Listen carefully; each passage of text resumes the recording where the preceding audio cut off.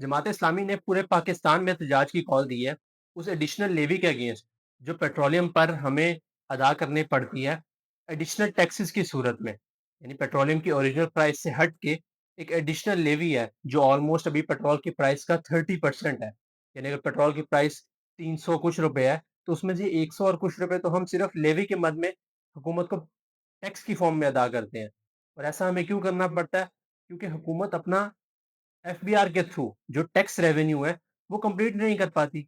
वो जो target budget में रखते हैं वो टारगेट एफबीआर कंप्लीट ही नहीं कर पाता। तो उस टारगेट को मीट करने के लिए और फिस्कल डेफिसिट को कम करने के लिए हुकूमत हमसे पेट्रोल में एडिशनल अमाउंट चार्ज करती है। और ये एडिशनल अमाउंट पिछले कुछ अरसे में बढ़ते बढ़ते इतनी ज्यादा हो गई है, खास तौर पर यूएस ईरान की जंग की वजह से।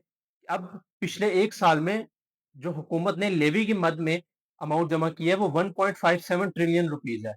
जो ओरिजिनल जो बजट में एस्टीमेट लगाया गया था लेवी के लिए उस एस्टीमेट से भी ज्यादा है। यानी गवर्नमेंट ने ऑलमोस्ट 29% इंक्रीज्ड लेवी हमसे चार्ज की है, पाकिस्तान की आवाम से चार्ज की है, गरीब आवाम से चार्ज किया है। क्योंकि पेट्रोल और फ्यूल वो वाहिद चीज है जो पूरा पाकिस्तान डलवाता है। उसके बगैर किसी तरह डोमेस्टिक या किसी भी तरह का कमर्शियल काम हो ही नहीं सकता। तो हुकूमत ने जो चार्ज करनी चाहिए थी, जो हुकूमत ने बजट में उसका टारगेट रखा था, उससे भी 29% एडिशनल चार्ज की है। लेकिन इसमें आयरनी की बात यह है कि इसके साथ-साथ एक और चीज़ है जो हुकूमत की बढ़ी है। आपको सुन के हैरानी नहीं होगी कि वो चीज़ हुकूमत का गवर्नमेंट रन करने का जो अमाउंट है वो है। यानी पहले हुकूमत गवर्नमेंट सिविल गवर्नमेंट रन करने के लिए 800 बिलियन रुपीज़ लगते थे। पिछले एक साल में वो अमाउंट भी 1 ट्रिलियन रुपीज़ हो गई है। यानी ऑलमोस्ट 20% का इंक्रीमेंट वहाँ भी हुआ है। तो अगर 29% लेवी बढ़ाई गई है, तो वहीं 29% तो हुकूमत ने अपनी सिविल गवर्नमेंट रन करने के लिए जो चार्जेस थे वो भी बढ़ा लिए हैं। बजाय इसके कि पीएम बार-बार आके कहते हैं कि हमें ऑस्टेरिटी मेजर्स लेने पड़ेंगे, हमें चीज़ों को कम करना पड़ेगा, हमें टैक्सेस में और जो हम मराहत देते हैं ब्यूरोक्रेट्स को और सबको वो कम करनी पड़ेंगी, अदरवाइज़ हम हुकूमत नहीं चला सकते। और दूसरी तरफ फैक्ट्स और फिगर्स ये दिखाते हैं कि वहीं पे जो सिविल गवर्नमेंट रन करने की अमाउंट है वो 20% से बढ़ गई है। और इसमें जहाज लेना और 500 मिलियन रुपीस की मराहत दे देना ब्यूरोक्रेट्स को, ये तो अभी मैंने बीच में शामिल ही नहीं किया। चलते हैं पॉइंट्स की तरफ ये देखने के लिए कि जमात इस्लामी के आखिर मुतालबात क्या है। आखिर जमात इस्लामी ये जो एहतजाज की कॉल दे रही है इससे वो रिजल्ट क्या अचीव करना चाहते हैं। सबसे पहला मुतालबा तो ये है कि जो पेट्रोल के ऊपर लेवी है इसको खत्म किया जाए। ये लेवी एक जालिमाना टैक्स है, एक एडिशनल टैक्स है, एक एडिशनल चार्ज है जो पाकिस्तान की आवाम को भरना पड़ रहा है।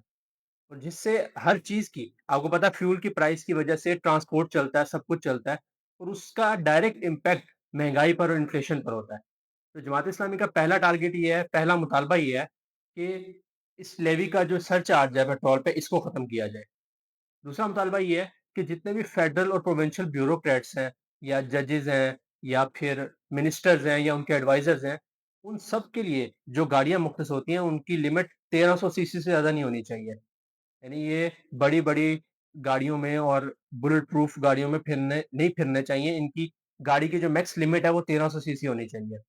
तीसरा, इन सबको जो मराहत दी जाती है, जो प्रिविलेजेस दी जाती हैं, उनमें कमी करनी चाहिए ताकि आम आवाम को रिलीफ दिया जा सके। इसके अलावा उनकी डिमांड है कि रोटी की कीमत फिक्स 10 रुपए की जाए और गैस, इलेक्ट्रिसिटी इन सब की प्राइसेस को भी कम किया जाए। ये एक ओवरऑल उनकी डिमांड है, जिसमें से ऑब्वियसली मेन डिमांड लेवी की है। बाकी सब चीजें सिर्फ प्रेशर बिल्ड करने के लिए होती हैं और एंड में कोई एक आधी चीज पे ऊपर नीचे होके मामले तय हो जाते हैं। लेकिन ये सारी के सारे डिमांड्स अगर देखा जाए तो ये अवामी हक में है।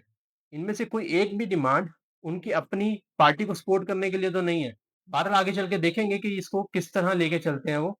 लेकिन फिलहाल जितनी भी डिमांड उन्होंने रखी गई हैं वो बिल्कुल जायज़ डिमांड है, क्योंकि जितनी महँगाई ऑलरेडी हो चुकी है, इस महँगाई पर एक आम आदमी का जीना वैसे ही मुश्किल हो गया है। फिलहाल जमात इस्लामी ने जो कॉल दी है उसमें वो फिलहाल जो एहतजाज करेंगे वो कराची, क्वेटा और पेशावर में गवर्नर हाउसेस के सामने और पंजाब में चीफ मिनिस्टर हाउस के सामने करेंगे।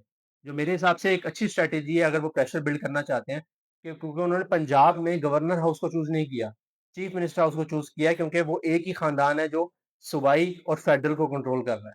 तो सूबाई पे प्रेशर पड़ेगा, ऑब्वियसली फेडरल को उसके ऊपर अमल उसमें कोई ना कोई एक्ट करना पड़ेगा, कुछ ना कुछ देखना पड़ेगा।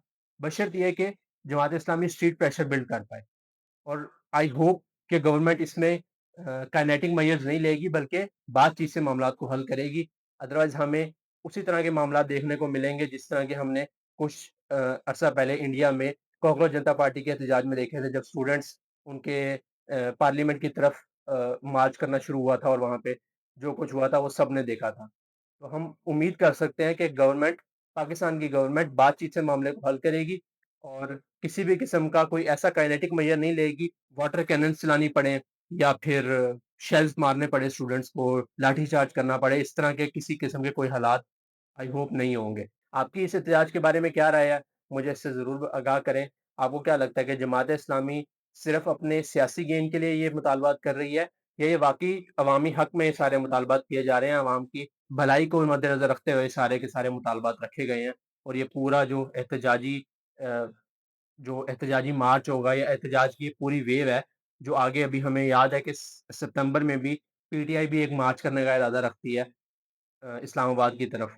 तो क्या इसका उससे कोई ताल्लुक है या ये उसका प्रीरेक्विज़िट हो सकता है कि जब तक वो नहीं आता तब तक इसको एक्सटेंड किया जाए? तो ये सारे मामलात में आपकी क्या राय है, मुझे ज़रूर आगाह करें। Thank you.